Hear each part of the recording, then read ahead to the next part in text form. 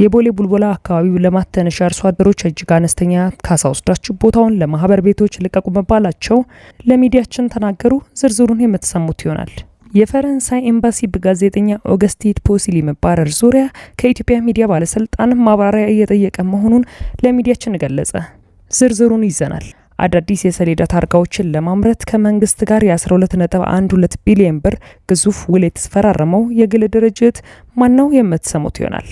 መንግስት የማያውቃቸውን የባንክ አካውንቶች ከማንቀሳቀስ እስከ መንግስት ሚዲያ ሰራዊት ማዘዝ የደረሱትን ግለሰብ የተመለከተ ዝርዝር መረጃም ይዘናል።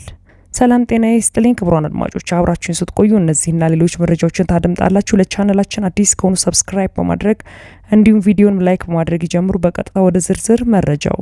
የቦሌ ቡልቡላ አካባቢ ልማት ተነሽ አርሶ አደሮች እጅግ አነስተኛ የተባለ ካሳ ወስዳቸው ቦታውን ለማህበር ቤቶች ልቀቁ መባላቸውን ለሚዲያችን ተናገሩ። የአዲስ አበባ ከተማ አስተዳደር በቦሌ ክፍለ ከተማ ወረዳ 12 ልዩ ስሙ ቦሌ ቡልቡላ ኦሾ 1 እና 2 እንዲሁም ወረገኑ በተባሉ አካባቢዎች ለልማት በሚል ለአርሶ አደር ገበሬዎች የሚሰጠው የካሳ ክፍያ እጅግ አነስተኛ መሆኑ በነዋሪዎች ላይ ከፍተኛ ቅሬታና ጭንቀትን ፈጥሯል። ለአየር መንገድ በጀርባ በኩል ቅርብ የሆነው በዚህ ሰፊ እርሻ መሬት ላይ ከቦሌ ቡልቡላ እስከ ኮየ ፈጬ አዲሱ መንገድ በተለይም ፍልውሃ ድረስ ያለው ማሳዎችና የግጦሽ መሬቶች ለመምህራንና ለጤና ባለሙያዎች የመኖሪያ ቤት መስሪያ እንዲሆኑ ተለይተዋል። ይሁን እንጂ የቦሌ ክፍለ ከተማና የወረዳ 12 አመራሮች ነዋሪዎችን ሰብስበው 1 ካሬ ሜትር በ2000 ወይም በ1000 ብር ሌላው ቀርቶ በ2014 ዓ.ም በወጣ አሮጌ ህግ ለ1 ካሬ ሜትር 770 ብር ብቻ እየተሰላ በ2000 ካሬ 4 ሚሊዮን ብር ወስዳችሁ ልቀቁ ማለታቸውን ተነሺዎቹ በምሬት ይናገራሉ። የአካባቢው አርሶ አደሮች እኛ ልማት አንጠላም፣ ነገር ግን በዚህ ዘመን በ4 ሚሊዮን ብር ምን እናደርጋለን ሲሉም ይጠይቃሉ። በአሁኑ ወቅት ለመምህራን በቦታው ላይ ግንባታ የተጀመረ ሲሆን የሐኪሞች ፕሮጀክትን በተመሳሳይ መልኩ በቅርቡ ሊጀመር መሆኑ በገበሬው ዘንድ ያለውን የዋስትና ማጣት ስጋት ይበልጥ አጉልቶታል። የከተማ አስተዳደሩ ቀደም ሲል ከሪል ስቴት አልሚዎችና ከግል ባለሀብቶች ጋር በመሆን የ70/30 ህዝብና ግል አጋርነት ወይም ፒፒፒ የቤት ልማት ፖሊሲ ተግባራዊ ሲያደርግ መቆየቱም ይታወሳል። በዚህ አሰራር መሰረት አልሚዎች 70% ለገበያ አቅርበው 30% ለዝቅተኛው ማህበረሰብና ለከተማው አስተዳደር ያስረክባሉ። ይህን ተሞክሮ ያነሱት የአካባቢው ገበሬዎች ከዚህ በፊት የከተማ ግብርና ተብለን ተዘናግተናል፣ አሁን ግን የምንፈልገው 70/30 እንዲደረግልን ነው። ከሚሰራው ህንጻ 30% ሰጥቶንና የልጆቻችንና የልጅ ልጆቻችንን ህይወት መቃኛ እንዲሆን እንሻለን በማለት የዘላቂ መፍትሄ ጥያቄዎችን እያቀረቡ ነው። ገበሬዎቹ በአሁኑ ወቅት ምንም አይነት የገንዘብ ክፍያም ሆነ የጽሁፍ መተማመኛ ሰነድ ሳይሰጣቸው ማሳቸውን እንዲለቁ መገደዳቸውን ይገልጻሉ። እኛ ገበሬዎች ነን፣ እርሻችን ከለላችን ነው። እርሻም የለንም፣ ብርም የለንም፣ መተማመኛም በሌለበት ሁኔታ በምን እንኖራለን ሲሉ በጭንቀት ይናገራሉ።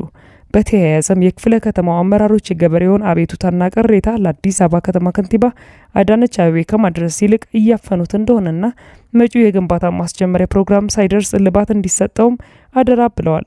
ነዋሪዎቹ ሲያጠቃልሉ አሁን ካለው የኑሮ ውድነት አንጻር የተመደበው በጀት ተስፋ ሰጪ ባይሆንም ቢያንስ ለገበሬው ቋሚ ንብረትና ዋስትና ሊሰጠው ይገባል። ያለዚያ የልጅ ልጆቻችን የት ይሄዱ ወይስ ለማኝ ሆኑ ሲሉም ለሚመለከተው አካል ድምጻቸውን በሚዲያ በኩል አሰምተዋል። ይህ በእንዲህ እንዳለ የፈረንሳይ ኤምባሲ በጋዜጠኛ ኦገስቲን ፖስሊ መባረር ዙሪያ ከኢትዮጵያ ሚዲያ ባለስልጣን ማብራሪያ እየጠየቀ መሆኑን ለሚዲያችን ገለጸ። በኢትዮጵያ የሚገኙ ፈረንሳይ ኤምባሲ ፈረንሳይቷ ፍሪላንስ ጋዜጠኛ ኦገስቲን ፖስሊ ከሀገር እንድትባረር የተደረገበትን ምክንያት በተመለከተ ከኢትዮጵያ ሚዲያ ባለስልጣን ማብራሪያ ለመጠየቅ ጥረት ቢያደርግም እስካሁን ምላሽ እንዳላገኘ አስታውቋል። ኤምባሲው ለሚዲያችን በሰጠው ምላሽ የጋዜጠኛ ኦገስቲንን ሁኔታ በተመለከተ ከኢትዮጵያ ሚዲያ ባለስልጣን ጋር ለመገናኘት ጥያቄ አቅርቦ እንደነበርም ገልጿል። ነገር ግን በተደጋጋሚ ሙከራዎች ቢደረጉም ኤምባሲው ጋዜጠኛዋ ከተባረረችበት ምክንያት ጀርባ ስላለው ዝርዝር ጉዳይ እስካሁን ምላሽ ወይም ማብራሪያ በመጠባበቅ ላይ እንደሚገኝ በይፋ አስታውቋል። ለፈረንሳዩ ታዋቂ የዜና አውታር ላክሯ እንዳለ ሌሎችም ዓለም አቀፍ ሚዲያዎች በኢትዮጵያ ቆይታዋ ሰብአዊ ጉዳዮችን፣ የሱዳን ስደተኞችን ሁኔታና ማህበራዊ ቀውሶችን ስትዘግብ የነበረችው ፍሪላንስ ጋዜጠኛ ኦገስቲን ፖስሊ ከቀናት በፊት ከኢትዮጵያ መባረሯ ታውቋል። ይሁን እንጂ የኢትዮጵያ ባለስልጣናት ጋዜጠኛዋን ያባረሩበትን ዝርዝር ምክንያት እስካሁን በይፋ የገለጹት ነገር የለም።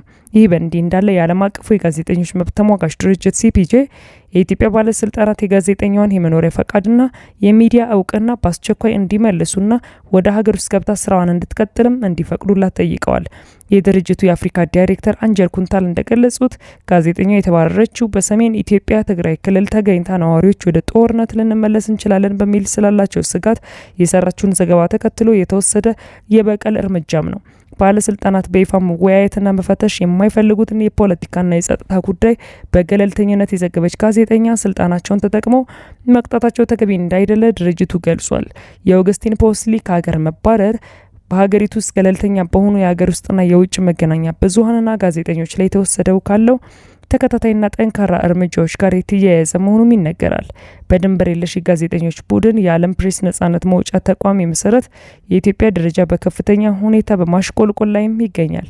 በተለይም በቅርብ ዓመታት በሀገሪቱ ከተቀሰቀሱት የውስጥ ግጭቶች የአንዳንዶቹ መጠናቀቅና አዳዲስ አለመረጋጋቶች መፈጠር ማግስት መንግስት መረጃዎችን ለመቆጣጠር የሚያደርገውን ጥረት መጨመሩንና የሚዲያ ምህዳሩ ከጊዜ ወደ ጊዜ እየጠበበ መምጣቱን የጋዜጠኞች መብት ተሟጋች ድርጅቶች በተደጋጋሚ በማሳሰብ ላይ ናቸው።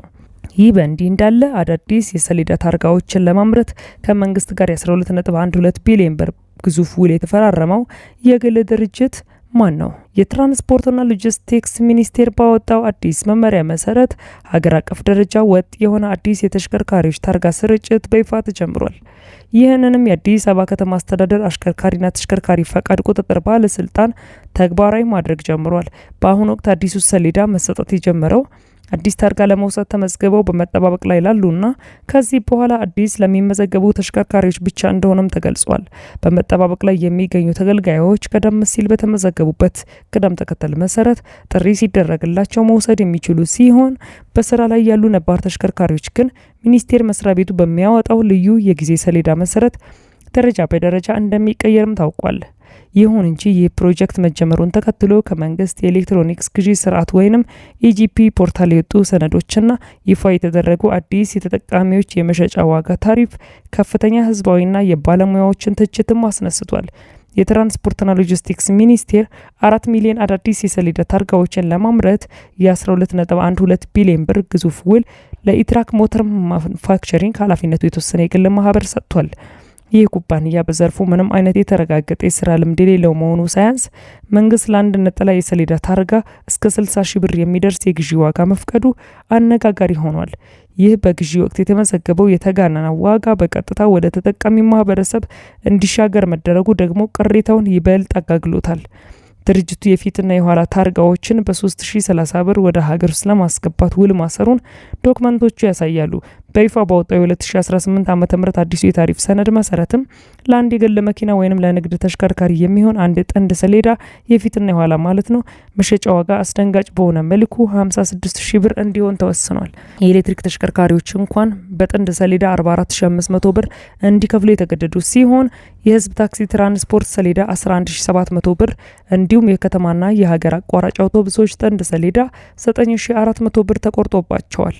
የዘርፉ ባለሙያዎች እንደሚሉት በቻይና የጅምላ ሽያጭ ገበያ የአንድ ሰሌዳ ዋጋ ከ3 እስከ 5 ዶላር ማለትም ከ500 እስከ 800 ብር የማይበልጥ ሲሆን በጥራት ወደ ሀገር ውስጥ ለማስገባት እንኳን ከአቅርቦቱ ወጪ ጋር ከ500 ብር በላይ አይጠይቅም።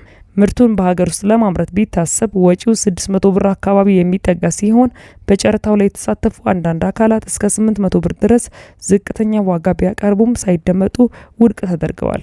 የጉምሩክ ባለስልጣናት እንኳን ሳይቀሩ እነዚህ ቀላል የሰሌዳ ታርጋዎች ከውጭ ሀገር ተመርተው ሲገቡ ማየታቸው ትልቅ ግርምት ፈጥሮባቸዋል በማለት ለሚዲያችን ተናግረዋል። ክቡራን አድማጮች ለሰዓቱ ያጠናቀርኩላችሁ መረጃ ይህን ይመስል ነበር። ከጥቂት ሰዓታት በኋላ በሌሎች መደመጥ ካለባቸው መረጃዎች ጋር እስክመለስ መልካም ቆይታ